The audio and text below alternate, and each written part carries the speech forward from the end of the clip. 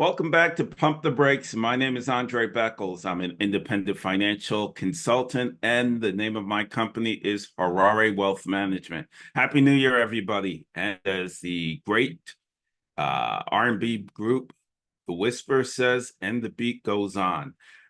Today's stream, I'm going to try and keep it as short as possible. Today is the 11th of January. And I just want to do a quick recap on what took place last year. As you're getting your financial statements, you're looking at it. It should be positive, but if there are negatives, you'll know a little bit of why why you have the positives. And if there's negatives, hopefully I've touched on something that allows you to understand what transpired in 2023. Before I go any further, please share this video when you have a moment, but most importantly, the little like button here on the YouTube page, and most importantly, click that bell. Click the bell so that you can subscribe if you have not done so already. The like is important so that many people get to see the video other than you, and subscribe so that you are aware of the next video that is produced. Okay, with that being said, what happened last year? 2023. We had a lot of volatility in different areas, but by and large, the stock market was positive. That doesn't mean everybody felt great. There was inflation. So with inflation, nobody feels great because you're paying higher prices. Not the same type of inflation that we had a few years ago, but with that being said, I'll dive into it and you'll know. So recap of the stock indices for 2023. Let's just take a look at some of those. If we look at the S&P 500, it was up 26% in 2023. The Dow Jones up 16. The NASDAQ, tech-heavy NASDAQ, was up just about 45% at 44.9. The Russell 2000, which encompasses all small companies, was up 17.4%. And I'll throw in one so that we take a look at the overseas markets. We'll look at the Morgan Stanley Capital International Index, that's called the EFA. That means it covers Europe, Asia, New Zealand, and the Far East. That was up 9% in 2023. Hot sectors. Let's just look at the hot sectors in the S&P 500. You had communications up 55.8. Consumer discretionaries up 42.5, information technology up 58, financial services up 12. Little surprise there because at one point we thought all banks were about to fail, but up 12. And real estate, even with high interest rates, you did have all real estate within or a composite of the real estate sector inside the S&P 500 up 13%.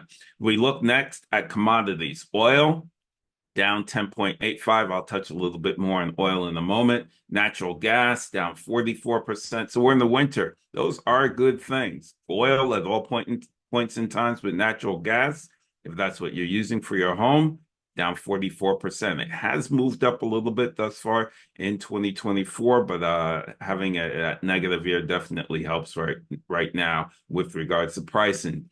Hedge against inflation historically has been gold, and that was up 13% in 2023. If we look at bonds, bonds were definitely down most of 2023. Now, when you have higher interest rates, the prices of bonds actually tend to go down.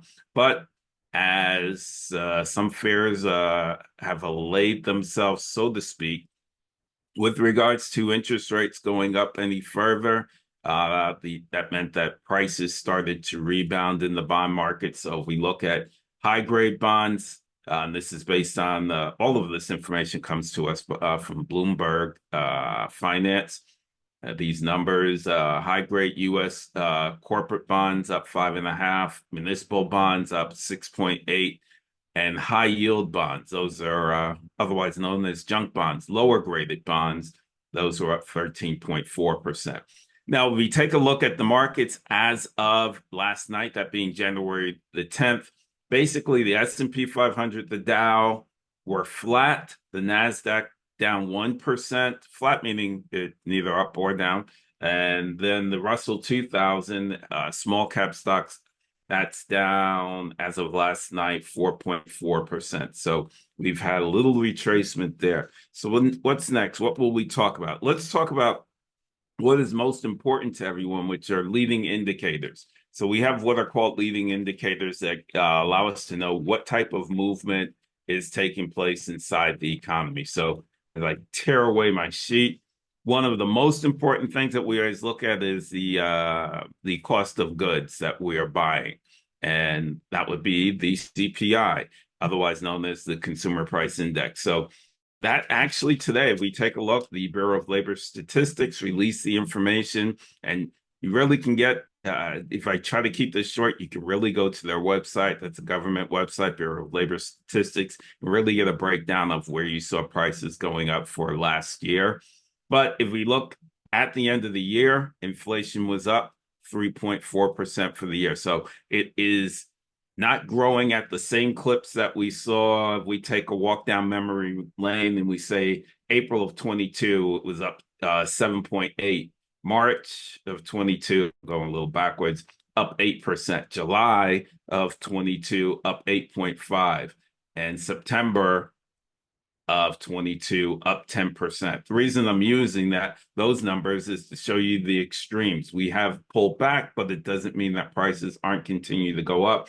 If I really hit on some of the areas where I saw major changes, food at home up 2.7%, food away up 5.2%, shelter, the cost of shelter up 6.2%.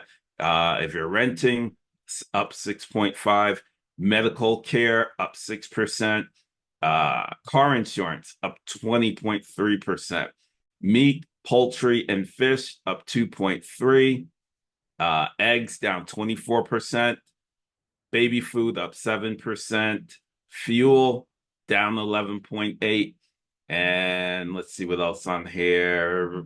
Pet services up 7.6%. I touched on natural gas. If you own a home, then you'd also look at maybe water and trash collections, and that was up 5.2%. So that gives you a little idea of, yes, prices are still going up, and that does affect the economy. I'll touch a little bit more on that. Other leading indicators will be unemployment, or employment for that fact, the positive thereof. The unemployment rate, if we take a look, also brought to you by the Bureau of Labor Statistics, as of January 5th, the December number, the last set of numbers that came out, the economy added 216,000 jobs. That meant the unemployment rate was at 3.7%.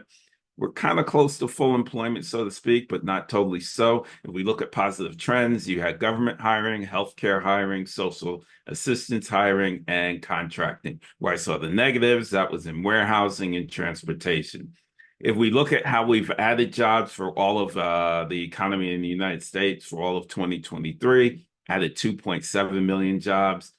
That's off from 22, in which we had 4.8. That's off from 21, where we added 7.3. And if we remember, in 2020, we lost roughly somewhere between 9.5 and 11 million jobs. At that point in time, unemployment was 15% during the close down of the economies in the pandemic. Not that the pandemic has left, but or not that COVID has left, I should say. We're still dealing with certain things that do affect people, so I'll never say that it's gone. Let's move on to another leading indicator, which would be interest rates. It's always very important, because whether you're borrowing money or you're lending money for that fact, interest rates are key. So if we look at the Federal Reserve, from our depths of where there was cheap money around March of 2022, where the Fed funds rate, that's the rate that you always hear on the news where rates are going up or down. At that time, the rate was anywhere from 1/4 of a point to about 1/2 of a point. We're now at 5 to 5.5. The Fed has eased on raising interest rates. There is a pause, but based on the CPI, the inflation number, a lot of prognosticators, whether it be analysts, whether they be economists, whether they just be regular pundits on TV or radio, they thought, well, sometime, as we're seeing the inflation rate come down, job cuts also falling into place. They thought, well, the Fed is signaling based on the last pauses when they've met. They had two meetings and they did not raise rates. That interest rates would not go up anymore for the year, and that maybe they'd start cutting rates sometime in the first quarter, possibly second quarter. Based on the higher inflation rate at 3.4 that I mentioned earlier, that pause may take place into the second quarter. I don't have a crystal ball, but it just means that, hey, at this point in time, they may not be cutting rates anytime soon.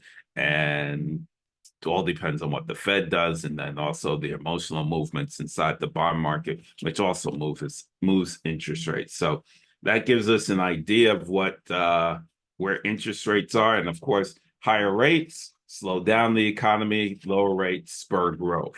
That's called monetary policy. That's what the Federal Reserve does.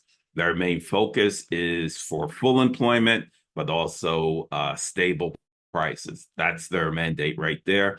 And they're looking at inflation somewhere around 2%. So we're still off by 140 basis points. Gross domestic product, that is also known as the GDP, another leading indicator. That data brought to us by the Bureau of Economic Analysis, or otherwise also the Department of Commerce. So the first quarter of last year, the economy grew by 2%, second quarter by 2.1, and then the third quarter by 4.9. So still a strong economy. And of course, it just depends on what sector that you're in or what period of life that you're in and how the economy and inflation is affecting you or your portfolio or, what money that you do have. Another thing that also not a leading indicator, but is definitely a benchmark to how the economy moves is oil prices, because oil is involved in many things that we do in production. So whether it be looking at the CPI, does oil prices affect inflation? Yes. Does it affect growth for the gross domestic product? Yes. Does it affect retail sales? Yes. So production. If we look at where prices are as of this afternoon, brought to us by MarketWatch, if I look at what's called Western crude, that's a benchmark index, per barrel at 2 o'clock, it was about $72 a barrel. Just to give you an idea, if we look at Western crude back in September, let's say September 27th, it was roughly $93.60 a barrel, and $96 based on Brent crude. The difference, Western crude is out of Texas, and in the basin in Texas, the water basin where a lot of petroleum is manufactured. Brent crude is out of the northern Atlantic on the European side. So, generally you see supply demand. If indeed the economy is strong, you generally see higher prices in petroleum. If the economy is weaker, then you see the price of petroleum going down. And then, of course, you have the price inside the market that rarely makes it. It's called the spot price. And the cuts that can come, whether it be domestically or from OPEC, if they decide to cut production because they're trying to generate more money, that is something that spurs the price of oil. So those are some of the areas that we want to talk about as far as economic data. I want to touch on very quickly. We are in the new year, but it still does not mean that you can't make contributions to your IRA. So traditional IRA, Roth IRA, maximum contribution for your IRA for 2023 is $6,500 if you're under 50 years old. 50 and above, with everybody having earned income, it is $7,500. So that's the traditional IRA or the Roth. If you have self-employed income or you are self-employed, period, you can also open up a SEP-IRA. That's a self-employed plan. And the maximum contribution is 25% of compensation up to $66,000, whichever is the less. So if your compensation is $100,000, the max you can do is $66,000. If you made $10,000 of self-employed income, you can do 25% of that or the $10,000, whatever the lesser it is. So deadline for making your contributions for all three plans is April 18th of 2024. So keep that under your bonnet, April 18th of 2024. I think I just told my age by saying bonnet. Lastly, triggers. What will affect the marketplace in 2024? Well, most importantly, I just touched on interest rates. It will also be the price of oil. It will also be monetary policy, which is interest rates, pardon me.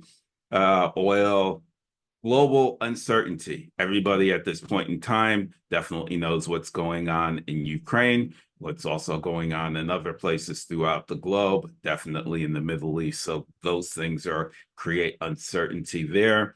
Corporate earnings. We're in the corporate earnings season. We just ended the fourth quarter, so companies are reporting their earnings based on how much money they made in the fourth quarter and also for the year. So that will affect the movement of prices of stocks and bonds throughout the year. Inflation, Federal Reserve, domestic elections, definitely, because there you have who will be the next party or parties or entities that will be in place that will create policy for economic growth going forward. So those are the leading indicators. Those are the thoughts for a recap on 2023. And if you have any questions, definitely reach out to me. My name's Andre Beckles. You can leave a comment in the video. But most importantly, again, subscribe, share, and like the video so that this information can get around. Hey, want to hope that everybody has a great new year. I'll be doing these videos either on a monthly or on a quarterly basis, just depending on how the information is changing and where it is warranted. So with that being said, peace, love, and happiness. Until I speak to you again, take care.